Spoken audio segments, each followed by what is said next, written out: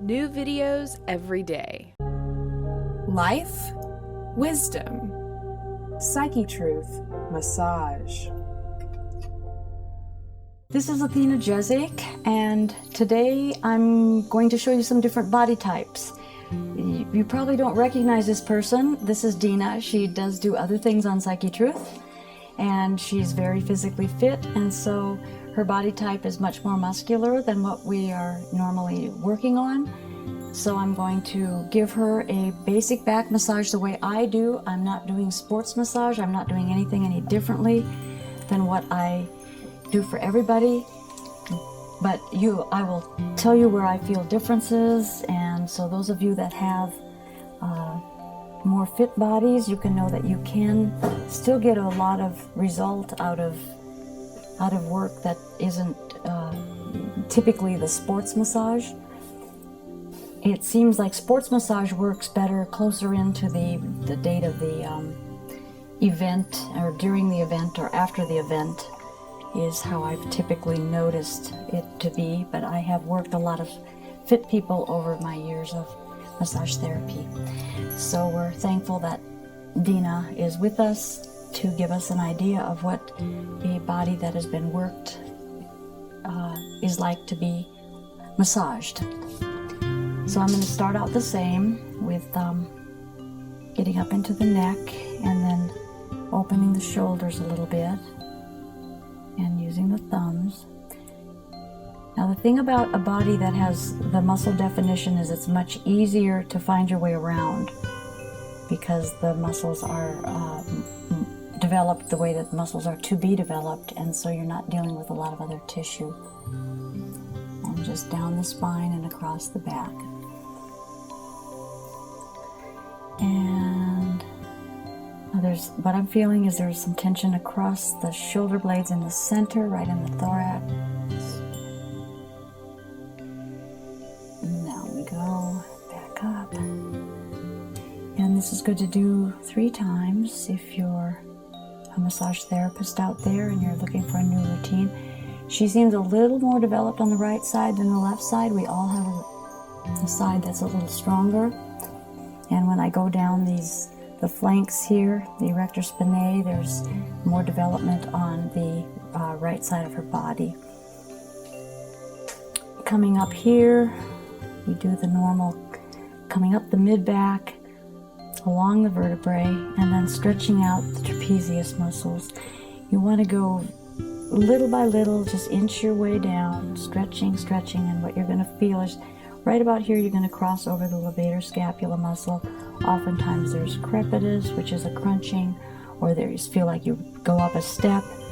It's oftentimes very, very tight in that levator muscle. It works to lift the scapula. Then I like to go to the point of the trapezius muscle and just do little circles up there, up the back. They widen because the muscle goes in a V shape, and then just finding some way to end.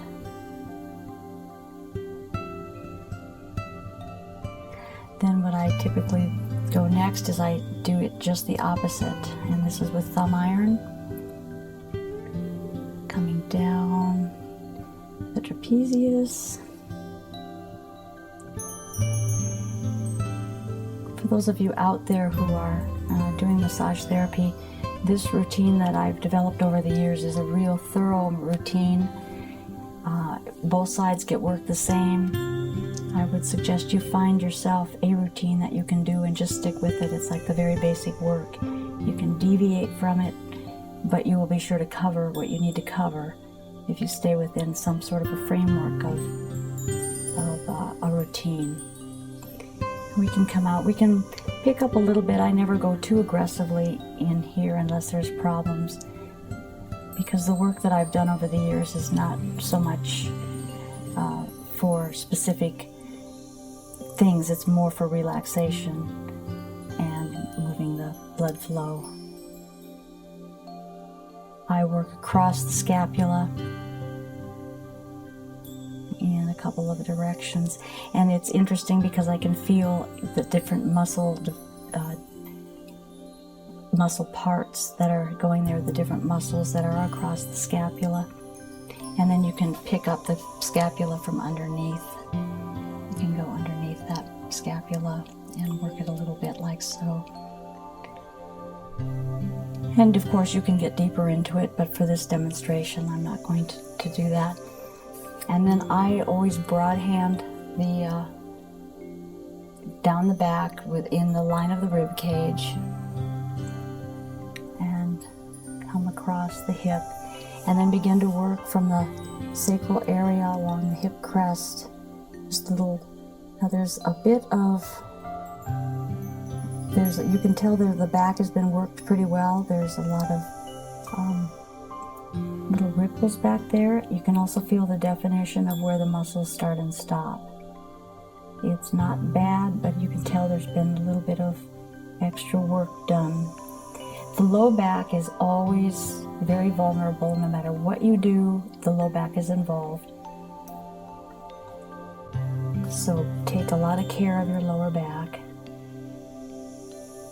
Then we want to run with our thumb iron up the spine, close to the vertebrae.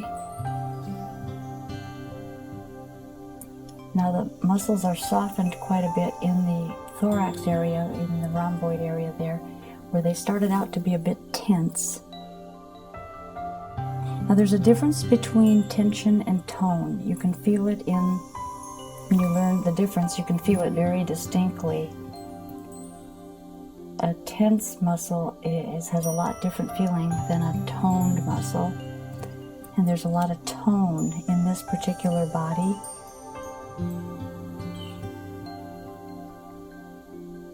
And so even though there's a lot of strength in that muscle, the tension is gone, which could be just tension from driving or anything that we tend to hold ourselves in a funny way.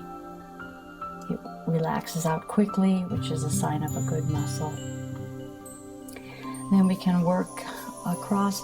This is a very nice one. It's a little cross fiber friction going up to the spine, the vertebrae, and then just pulling back.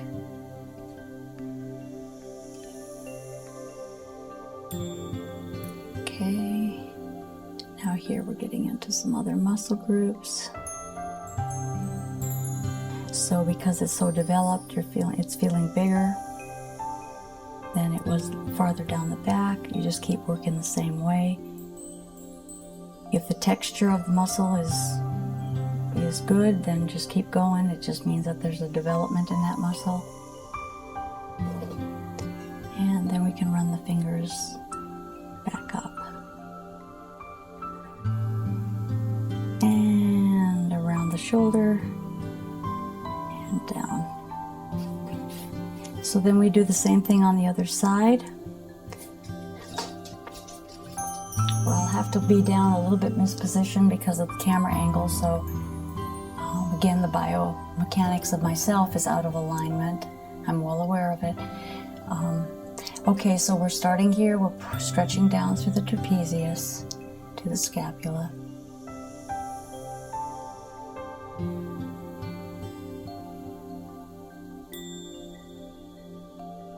Not all muscles can be, touched. Some of them that are deeper are not, they're not going to be massaged quite the same way.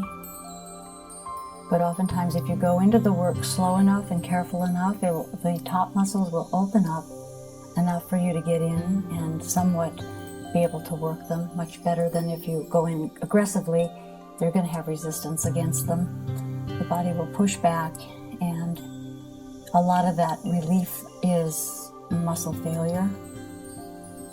And then just going the other direction. I can't move up there and do it with my thumbs because of the camera, so I'm just going to show you the direction. Here, there's a little stuff going on. Now when I find things like this, I just zero in on it and hold it and let it unwind under itself.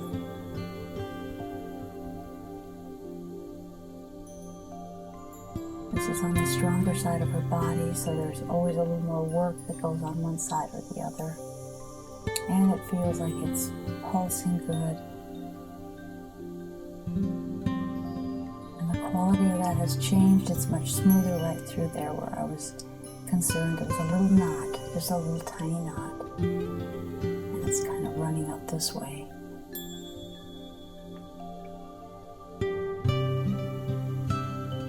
What you're going to find too is a body that has been worked, body that's fit, is going to respond quicker to unwinding because it's a healthier muscle. So just follow that.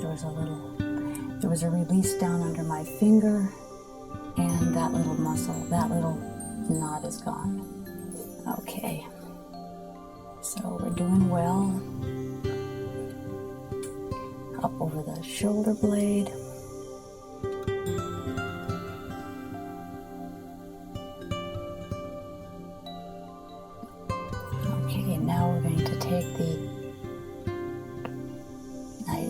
Because I'm on this other side and I'm so far down, I'm doing a little bit out of the sequence I normally do, but here I'm going up the trapezius with those little circles.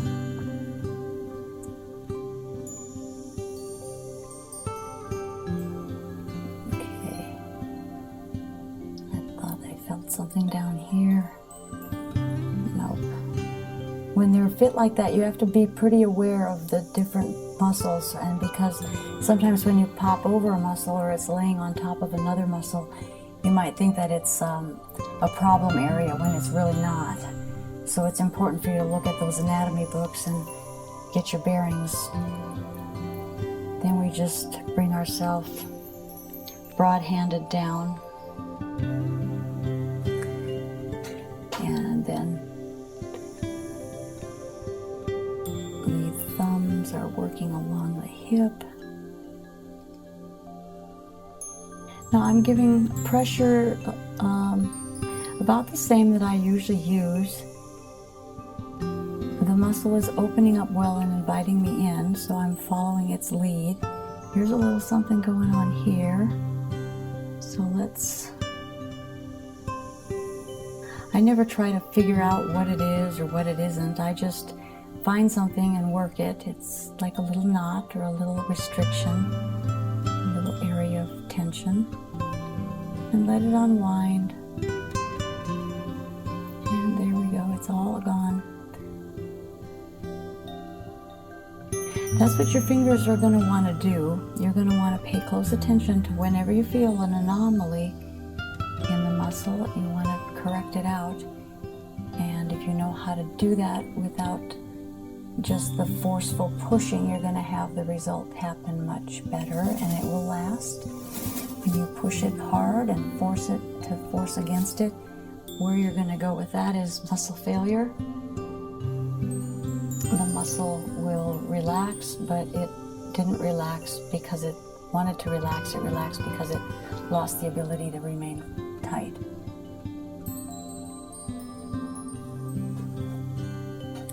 So we go up the three parts of the erector spinae, along that whole area. And then the cross fiber, where you're going to the spine and kind of pulling.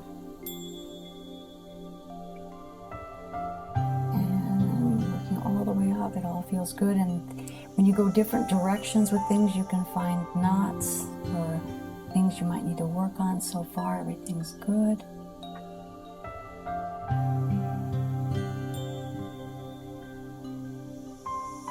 And back down. I can sweep it up. I'm going to go to the other side. Normally, I would work from this side, but I'm going to go to the other side because of the cameras and do the spinal work where you're taking your fingers up under to the either side of the vertebrae.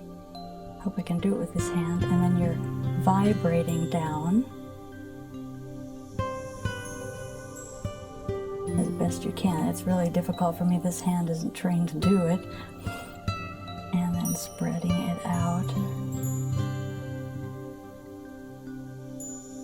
And now here, I always take my thumbs and roll up the spine. I'm getting into the spine and rolling it out. This pulls that back muscle away from the vertebrae, and you're somewhat getting underneath it here. It's a nice stretch. It's not done roughly or forcefully, but it does really give a stretch along those muscles that are attaching along the vertebrae. And this will take going to the other side of the table, but rather than me doing that, I'm going to just do the best I can from the head here. I always run my finger back down along the spine when I finish with that. And then take it from the other side. And it's the same kind of thing, it's kind of a roll. And the angle that I am is a little difficult to maneuver, but that's because of the challenges of getting this so you can see it and put it into your practice. Up we go.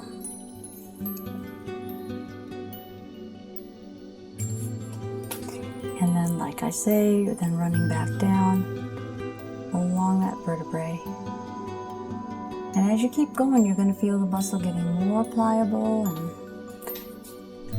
just feeling healthy overall. Now, here, to get up the spine again, it's a widening of a kneading kind of action. You're squeezing together, you're picking it up a little bit, and then pulling across.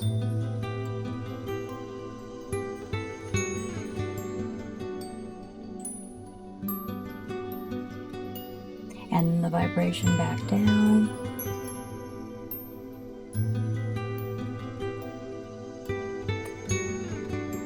And then with this one, I just check the low back, all is well. It's feeling pretty good through here. A little bit right there. Yeah, feels good. Then I just run my thumbs up, together.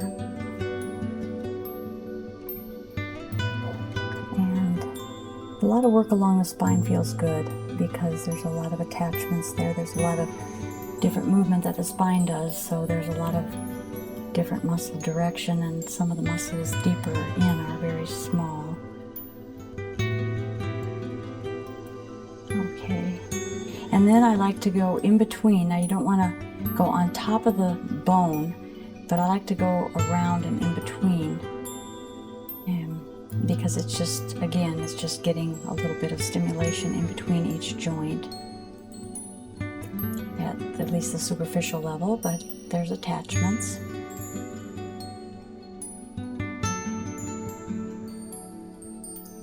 And just working the way down. And then to just sweep the body, sweep it open, pulling along the side and up the ribs. You can get your fingers inside the ribs. Each little intercostal muscle can have a little bit of a stimulation. Across the shoulder blade, and I like to do the thumb along the top of the shoulder. And the same thing on this side. Pulling it downward. And then when you get into the ribs, see if you can find the ribs and follow them. Sometimes you can get your fingers good inside. Sometimes as you get closer to the scapula, you have to lose that because the ribs are underneath the scapula. And then we just pull up and give a nice little wrapping sensation of the body coming this direction.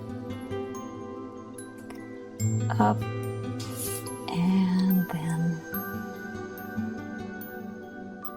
one last time here. There, and then just a brush down. And then a nice energetic kind of slow closing it all together, just pulling those muscles back into a nice relaxed state. Letting the body know that we're finished.